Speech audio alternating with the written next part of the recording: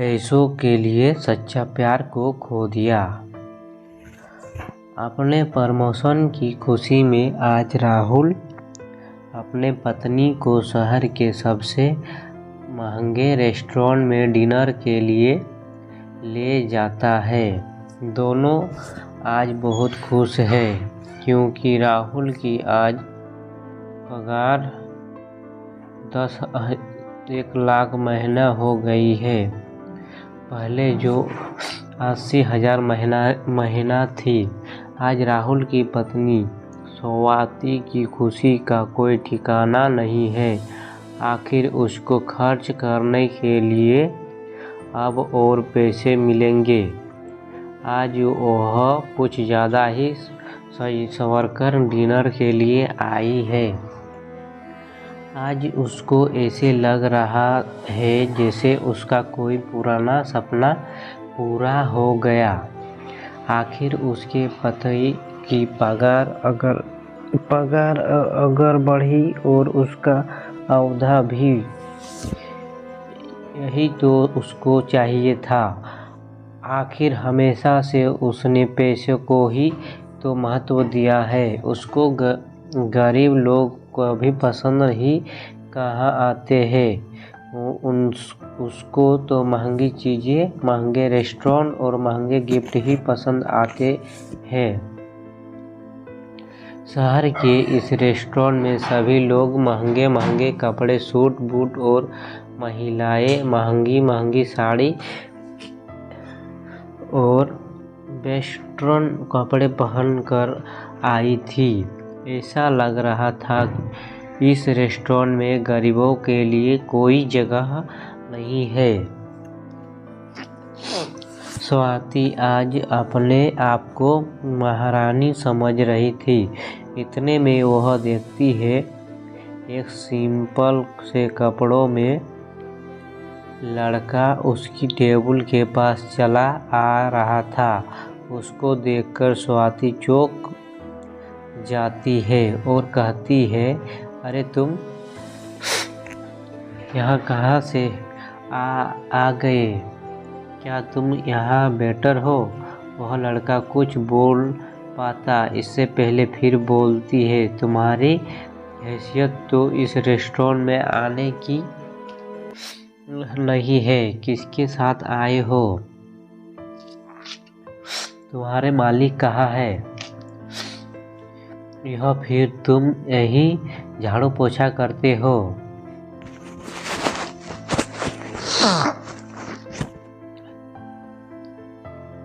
इतने में राहुल पूछता है, कौन है यह? तुम जानती हो क्या इसको?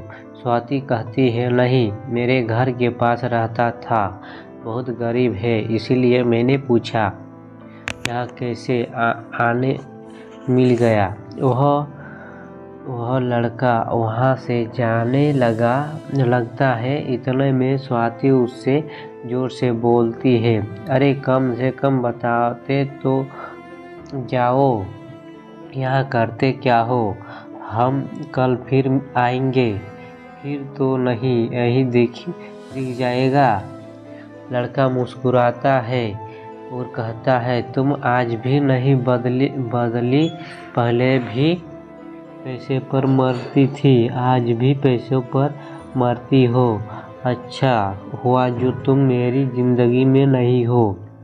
यह लड़का स्वाति का पहला प्रेमी था, सौरभ, जो उससे बहुत प्यार करता था, पर गरीब होने की वजह से स्वाति ने उसको छोड़ दिया और राहुल से शादी कर ली। स्वाति को यह बात चुभ जाती है और वह चिल्लाकर सौरभ से कहती है, तुम क्या जानो पैसे की कीमत? तुमने तो कभी देखे ही नहीं। तुम तो हमेशा गरीबी में रहे हो क्या, और हमेशा गरीबी में रहोगे। जिसके पास पैसा नहीं होता है उसके पास कुछ नहीं रहता। खैर छोड़ो, मैं तुम जैसे भिखारी से पैसों की बात क्यों करूं? इस रेस्टोरेंट से तुम जल्दी जाओ, मेरा वक्त बर्बाद मत करो। यह बात सुनकर सौरभ बाहर जाने लगता है। इतने में उस रेस्टोरेंट का मैनेजर आकर स्वाति से कहता है, आप प्लीज इस रेस्टोरेंट से बाहर निकल जाइए। आप यहाँ पर खाना नहीं खा सकते। क्यों नहीं खा सकते खाना? हमारे पास पैसे हैं, फ्री में खाने थोड़ी आए हैं। तुम्हारे ही हिम्मत कैसे हुई यह कहने की? हो कौन तुम? स्वाति चिल्लाकर मैनेजर से बोलती है।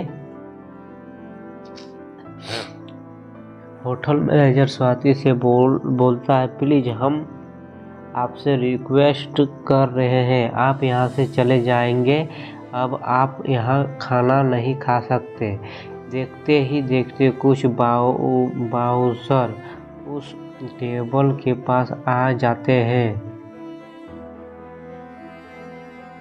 ऐसा लग रहा था अगर वो अब स्वाति फिर चिल्लाती है तो दोनों को यह बाउंसर बाहर फेंक देंगे। इतने में सौरभ मैनेजर से कहता है, अरे इस सब की कोई ज़रूरत नहीं है, इनको शांति से खाना खाने दो और उसके बाद इस दोनों से बिल मत लेना।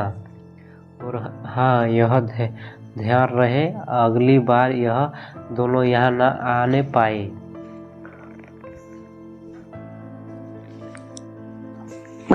स्वाति यह देखकर चौंक जाती है। वह मैनेजर सौरभ की बात इतनी आसानी से कैसे मान लेता है? वह आश्चर्यचकित होकर मैनेजर से कहती है, कौन है यह आदमी जिसकी बात तुमने इतनी आसानी से मान ली? मैम, आपको नहीं पता है यह कौन है? आप जहाँ खाना खा रही है उस होटल के मालिक को नहीं जानती है? वह तो शुक्र है कि सर बहुत कम गुस्से वाले हैं, नहीं तो आज आप दोनों को बाहर करवा दिया होता। क्या सौरभ होटल का मालिक है? हाँ, इस होटल का मालिक है। पर कैसे? यह तो बहुत गरीब था। सुना तो मैंने भी है कि सर पहले बहुत गरीब थे, पर उन्होंने अपनी मेहनत और लगन से 4 साल में 300 करोड़ की कंपनी खड़ी की है। उनका यह अकेला होटल नहीं है, उनके 10 होटल और इस शहर में है। पर सर है बहुत ही सिंपल, ना किसी बात की अकड़, ना किसी बात का घमंड। सुना है सर को किसी लड़की से बेइंतहा प्यार हुआ था और वह लड़की सर को सिर्फ इसीलिए छोड़कर चली गई कि उनके पास पैसे नहीं थे। इसी वजह से दिन रात मेहनत करके सर ने यह कंपनी खड़ी की है। आज सर के पास सब कुछ है। यह बात सुनकर स्वाति मन ही मन सोचने लगी, जिस आदमी को मैंने पैसे के लिए छोड़ा, आज वह आदमी किसी राजा से कम नहीं है। आज उसके पास सब कुछ है और मैं 1 लाख की पगार में खुशी मना रही हूँ। सौरभ आज करोड़ों कमा रहा है। अब अगर मैं सौरभ के पास वापस चली जाऊँ तो क्या गलत है? वह मुझसे प्यार तो करता ही है, मेरा तो हर सपना पूरा हो जाएगा। हीरे के गहने पहनूंगी और बड़ी बड़ी कारों में घूमूंगी। शाम के समय स्वाति बिना कुछ बोले समझे सौरभ के पास जाती है और अपनी गलती की माफ़ी मांगते कहती है, मुझसे बहुत बड़ी गलती हो गई। मैंने तुम्हारे प्यार को नहीं समझा।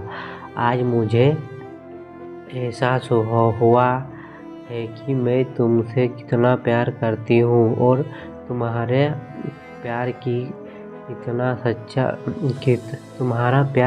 सच्चा। सौरभ, मैं अपने पति के साथ बिल्कुल खुश नहीं हूँ। अगर तुम मुझे अपना लोगे तो मैं आपसे अपने पति को तलाक दे दूँगी और तुम्हारी हो जाऊँगी हमेशा के लिए। सौरभ यह बात सुनकर स्वाति को जोर से खींचकर एक थप्पड़ मारता है और कहता है, अरे बेवफा, पैसे की भूखी औरत, कम से कम जिंदगी में किसी एक के साथ तो वफा कर। कल तूने मुझे पैसों के लिए छोड़ा था और सिर्फ आज पैसों के लिए तुझे मुझ पे प्यार दिख रहा है। जब मैं सिंपल कपड़े पहनने तेरे सामने आया तो तूने फिर मेरा मजाक उड़ाया। अगर तुझे मुझसे प्यार था तो पहले ही अच्छे से बात करती ना। मुझे तो बेटर समझकर गाली दी तूने। स्वाति जोर जोर से रोने लगी और कहती है, मुझे माफ़ कर दो, मैं तुम्हारे बिना जी नहीं सकती। प्लीज़ अपना लो मुझे। सौरभ स्वाति से कहता है, याद है तुमको, मैं भी उस दिन तुम्हारे सामने ऐसे ही रो रहा था, अपने प्यार की दलीलें दे रहा था।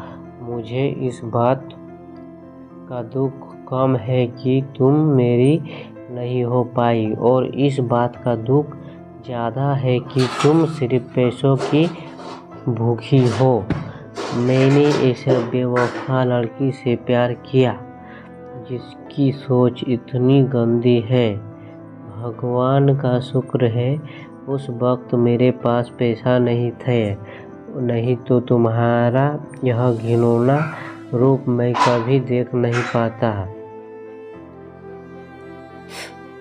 अब मेरे घर से निकल जाओ, नहीं तो मैं धक्के मारकर बाहर फेंकवा दूंगा और तुम्हारे पति को तुम्हारी सारी सच्चाई बता दूंगा। यह सुनकर स्वाति रो कर वहाँ से चली जाती है और दोबारा कभी मुड़कर नहीं देखती है।